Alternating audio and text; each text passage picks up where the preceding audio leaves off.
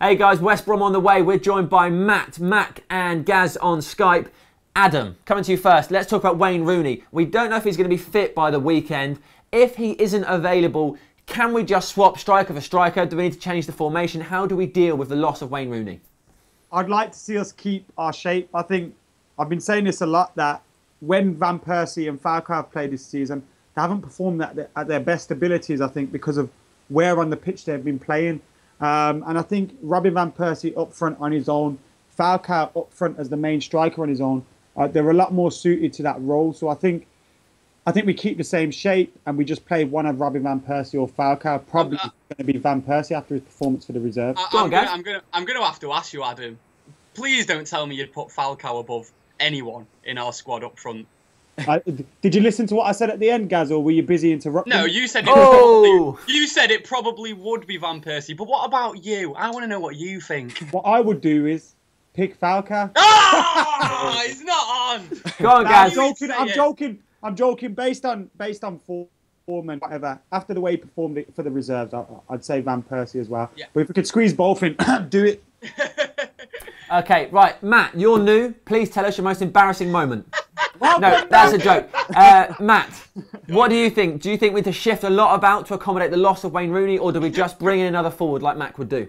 I'd like to freshen the team up a bit, so I'd probably drop the likes of Fellaini and Young, bring in Di Maria, and then make room for another striker. So play two up top, so you'd have Falcao and Van Persie playing together, just to give them a go, because they've both been a bit out of form, so I'd like to give them a go whilst Rooney's out of the team. Okay, Gary Drinkwater, you've just been to Amsterdam. I suspect you've got a deeper understanding of LVG's philosophy.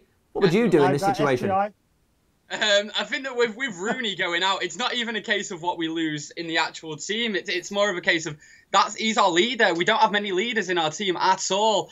And with Rooney gone, I think that might be one of the biggest losses in terms of him not being in the squad. But I don't think it'll be a massive problem as long as Van Persie actually looks arsed when he plays. I mean, let's face it, anyone who's watched him for the past 18 months, I've been his biggest critic, and at times he's proved me wrong, but then a week later he's gone back to his old self, and he just mopes around the pitch, and it's just little flashes of brilliance that keep people thinking that he's as good as he once was. Honestly, I don't think that Van Persie is as good as he once was, but I do hope in these next 4 games he completely proves me wrong and he does what he's done in the past. Okay, brilliant. I think it's a bit unfair to say he's been moping about. I get what you're saying. I get what you're saying, and I agree with that in terms of the Moyes era. Yeah, he wasn't helpful in the Moyes era, whatever. But under Louis van Gaal, I think as a striker, when you're not scoring, you're injured, you're in and out of the team, you're not going to be happy, are you? You're not going to be happy. He still works on the pitch for us. He still runs the lines. He still does that. So whilst I understand, and he kind of does give off this lazy Dutch kind of I'll do what I want kind of attitude. No need for the racism. Xenophobia from Macola. That. Bergkamp, Van Nistelrooy, they're all like that. They've got this attitude about them. And I love it about Dutch strikers, especially Robbie. Away from stereotypes, Matt. Now, Michael Carrick has been injured a bit this season. He's getting a bit older. We know no footballer can play forever. Do you think Daley Blind is the successor to Michael Carrick's role? Would you say Matt or Matt? Matt.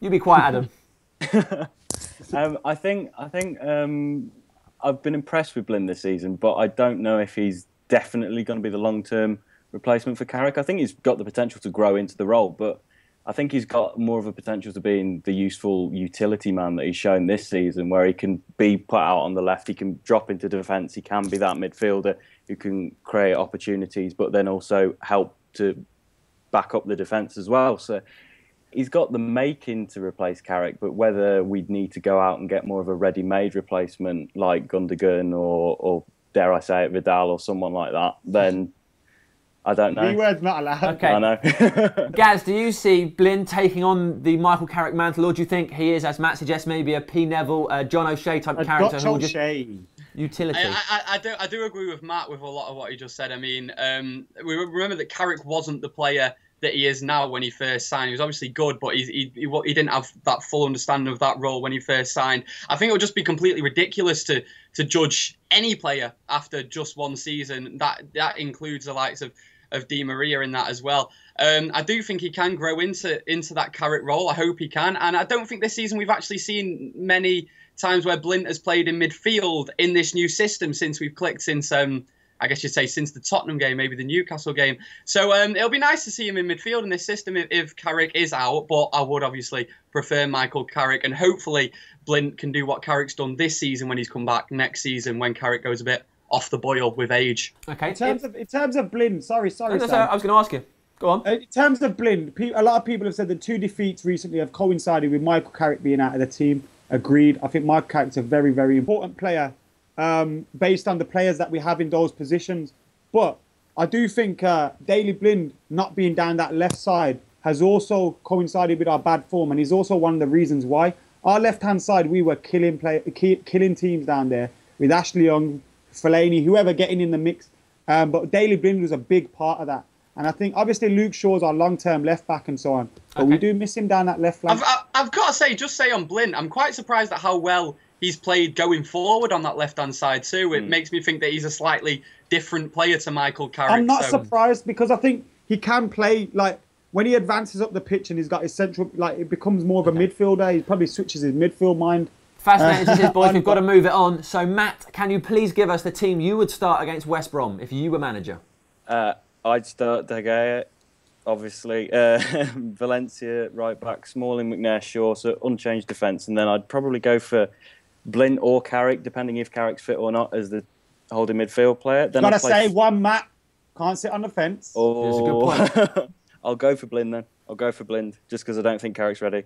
Mata and Herrera and Di Maria ahead of them, and then RVP and Falcao up top. Okay, Gaz? Yeah, I've gone 4-3-3. There's 2 givens whenever I'm giving my team. It's that De Gea's going to start, and I would rather Rafael play right back, but we all know that's not going to happen. So, yeah, De Gea in goal, Valencia at right back, Smalling, Rojo as your centre halves. Hopefully Rojo's back for the game. I know McNair, big fault in that first goal against Everton, but he played well against Chelsea. Shaw at left back. I've gone for Blind, Herrera and Fellaini as the midfielders. I don't think Carrick's going to be fit. That's why I've not picked him, otherwise he'd be in there. And Young, Van Persie and Mata are sort of that front three type thing. I don't agree with Matt in a way about playing Di Maria though. I mean, I was putting my team together then, and I thought Di Maria is the big name that stands out that he's not there. And I just feel like with a lot of, I'm not saying you personally, Matt, but what I've seen with a lot of United fans on Twitter is that Ashley Young will have about 5 good games, and people would still want him dropped for Di Maria, who's in slightly worse form. And I don't like putting names above, you know, form. I think that Ashley Young definitely has to play above Di Maria. Guys, I think those fans that say that are right, to be honest. I think Angel Di Maria should be in the team ahead of Ashley Young. I think what you got to see is, on their day, Angel Di Maria is 3-4 times the player that Ashley Young is. Of course he is, mate. Now, whilst Ashley Young, he's got more assists than Ashley Young, hasn't he? And Ashley Young's having one, you'd say, one of the best seasons is at Manchester United. And still in the final third, he's not good enough for us, I feel, because a lot of his crosses are hitting the first man. Our problems that we've had so much throughout, since Beckham left, I keep saying it, since Beckham left, we can't cross our legs. But Angel Di Maria is a man that can do that. And what if we're keeping him on the bench, he's not going to find his form. So obviously, drop Ashley. It's a great assist stat for Di Maria. But if you look at some of them assists, I'm sorry, I'm obviously glad they all went in, but some of them were shots. Some of them were shots which bounced off another player. I just think this is a game. Let Matt speak, because his crosses are hitting the right place. Let Matt speak. I just think it's a game where he could bring him into the team. We were out to prove a point anyway because we've had 2 defeats. So I think he's got a chance to sort of make a statement, and he hasn't really. Has he started a game? How long has it been since he started a game? I can't remember. But like I think he just needs to be given a chance. I'm one of the ones who've normally been backing Young to stay in the team just because he's been doing it for us. But in the last couple of games, he's not really shown the similar sort of form. So I think Di Maria should be given a go. Okay, right. Let's look at West Brom now. Matt, while you're talking, tell us about West Brom. Who are you worried about? I think Pulis is going to bring quite an organised team. They're probably going to try and get a point out of it. I don't know, are they still able to get relegated? I'm not sure. I think they're quite comfortable away from it, but I think they're going to want to get at least a draw. So I think the likes of Berahino, Sessegnon, I don't worry too much about them, but I think they could try and cause us issues and trying to block us out like what Chelsea managed to do. Adam McCullough, Darren Fletcher to smash a hat-trick. In his own net. Well, if he plays anything like he did towards the end of his United career, whilst he was fantastic, we'll have an easy day, won't we, in the midfield, because he hasn't got the legs anymore, he hasn't got the fitness, and he's not got the quality.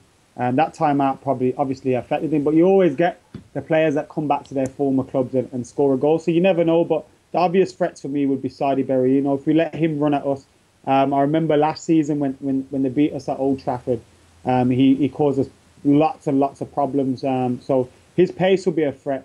And Mulumbu, I just wanted to get his name in there. Okay, fair enough. Gaz, quickly before we do predictions, what are you worried about West Brom?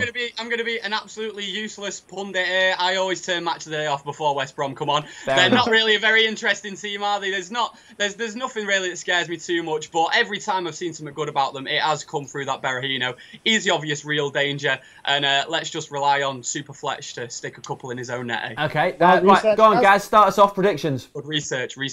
2-0. Matt. 4-0. Mac. This Mac situation's got difficult, isn't it? It's confusing me. I don't know what's going on. Anyway, 3-0 United. 3-0. Okay, I'm 3-1. Why the hell's not? Now, you may have noticed some other people's opinions have been rolling across the screen like it's Sky Sports News and things are breaking. That's not the case. They've just added us on Skype. We're FTD Devils, or FT Devils, one of them. FT Devils. FT Devils, thank you, Adam. And then just send us some IMs and we can put it on screen. Great stuff. Get in the comments below. Let us know what you think about what the guys have been talking about, and we'll see you next week.